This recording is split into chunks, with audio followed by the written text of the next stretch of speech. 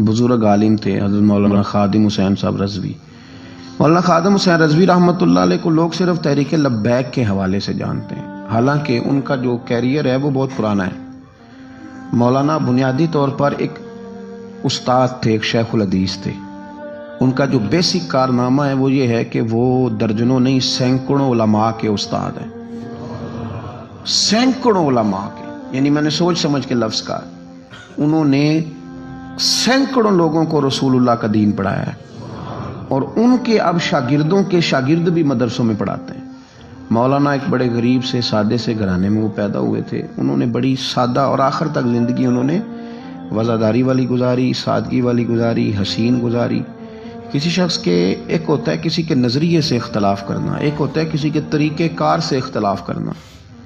کچھ لوگوں نے ان کے طریقہ کار سے اختلاف کیا ہے، لیکن ان بندے کا نظریہ اتنا شاندار تھا کہ نظریے سے کسی نے اختلاف نہیں کیا۔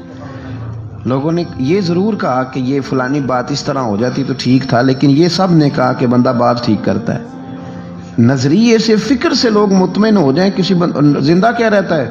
نظریہ۔ زندہ کیا رہتا ہے؟ نظریہ۔ فکری طور پر ایک خوبصورت آدمی تھے، ایک بڑے منجے ہوئے آدمی تھے، ایک وزادار آدمی تھے، ایک صاف ستھرے آدمی تھے۔ میری ان سے ملاقات اس وقت ہوئی تھی پہلی دفعہ جب وہ بالکل ٹھیک تھے، ٹانگوں پہ چلتے تھے۔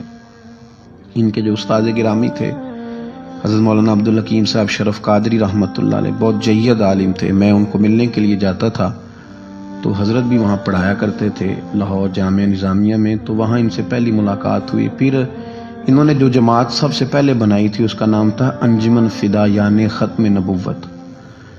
اس جماعت سے انہوں نے کام کا آغاز کیا، اور بڑے اوائل میں، بڑے شروع میں انہوں نے ختم نبوت کے تعلق سے مختصر سے کام کا آغاز کیا، اور بڑی جلدی ان کا کام پھیل گیا۔ مکی پیر مکی دربار میں یہ اوقاف کی مسجد کے سرکاری خطیب تھے، لیکن حضرت ممتاز قادری صاحب رحمۃ اللہ علیہ کی شہادت پہ انہوں نے سرکاری ملازمت چھوڑ دی تھی۔ اس کے بعد انہوں نے بڑی محنت کی، بڑی جد و جہد کی، بڑی کاوش کی، بیمار اور معذور ہونے کے باوجود بڑی کوششیں فرمائیں، اور بڑے نڈر تھے، بڑے بے باک تھے، بڑے خوبصورت تھے۔ سب سے بڑی بات یہ تھی کہ سکہ عالم دین تھے۔ جماعت کسی بھی سیاسی جماعت کے پاس اتنا تگڑا بندہ نہیں جس طرح کہ حضرت مولانا خادم حسین رضوی صاحب تھے۔ میری ان سے تسلسل جیل جانے سے پہلے میں ملا، جیل سے آئے تو پھر ملا۔ میں گرچہ ان کی جماعت میں کبھی شامل نہیں ہوا، لیکن فکری طور پر ان سے جو کہ پہلے کا ایک تعلق تھا، ابھی بھی 24 اکتوبر کو پچھلے مہینے کی وہ گجرات جا رہے تھے تو کچھ دیر ہمارے پاس رکے، اور دیر تک وہ باتیں کرتے رہے، اور دیر تک ان کی میں باتیں سنتا رہا۔ پھر وہ مجھ سے کچھ سوالات پوچھتے رہے، میں ان کے جواب دیتا رہا۔ پھر اچانک جو ہے وہ کچھ دن پہلے خبر ملی کہ ان کا طبیعت ان کی بڑی علیل ہے۔ میں نے تیمارداری کے لیے کچھ ان کے جو قریبی لوگ تھے ان سے رابطہ کیا، بتایا کہ آپ ٹھیک ہیں، آپ تھوڑے بیمار ہیں۔ پھر کل اللہ تبارک و تعالیٰ کا فیصلہ قدرت آیا، اور تیزی کے ساتھ لوگ اٹھ گئے۔ اس 2020 نے بہت سارے لوگ اہل سنت کے لیے، لیکن اس شخص کا جانا کو زیادہ ہی تکلیف دے گیا۔ دل مائل نہیں ہوا، میں تو ناشتہ نہیں کر پایا طبیعت، اور میں نے پہلی دفعہ فیصلہ کیا تھا میں جمعہ نہیں چھوڑا کرتا۔ سوچا تھا کہ اگر جمعے کے بعد جنازہ ہوا تو جمعہ لاہور جا کے پڑھوں گا، لیکن ان کی نماز جنازہ کل 10 بجے ہے۔ اس طرح کے لوگ کم آتے ہیں دنیا میں، اور شاید ان لوگوں کا وقت بھی تھوڑا ہوتا ہے، اور اللہ پاک شاید ایسے لوگوں کو جلدی ہی اپنی بارگاہ ناز کی طرف لے جاتا ہے۔ ایک شعر جگر مراد آبادی نے کہا تھا کہ جگر راہ وفا میں نقش ایسے چھوڑ آیا ہوں، میں جس منزل سے گزرا ہوں وہ اب تک یاد کرتی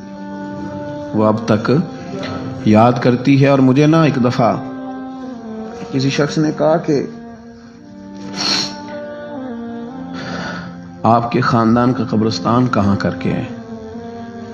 لوگ لکھنے والے جو لوگ ہوتے ہیں وہ پوچھتے رہتے ہیں کہ اس بندے نے کیا وصیت کی ہے، تحریری والے لوگ۔ تو میں نے انہیں کہا کہ قبر بھی بانی جائے گی۔ تو مجھے کہنے لگے کہ کس طرح کر کے پتہ چلے گا؟ تو میں نے کہا تے اکھاں جدوں میٹیاں تے پھر زمانہ مینوں روے گا، اپنا تے اپنا بیگانہ مینوں روے گا، تے جدوں نہ میں دسیا میں خارا نوں میں خانے وچ، پھر جام ٹوٹ جان گے میں خانہ مینوں روے گا۔ کئی لک لک رون گے تے کئی بک بک رون گے، گلیاں دا یانا تے سیانا۔ یہ الگ بات ہے کہ بے قدراں کچھ قدر نہ جاتی، کیتی خوب تسلی ہو۔ دنیا دار تے پجاری زر دے، اتے آندے گل ٹلی ہو۔ بک بک روسا نکھیاں تکیو وے خویلی کلی ہو۔ کوچ نصیر اساں جدوں کیتی پے جانی تھر تھلی۔ یہ بڑے قیمتی وجود کے لوگ ہیں، اللہ کریم ان کو اپنی خاص رحمتوں سے مالا مال فرمائے۔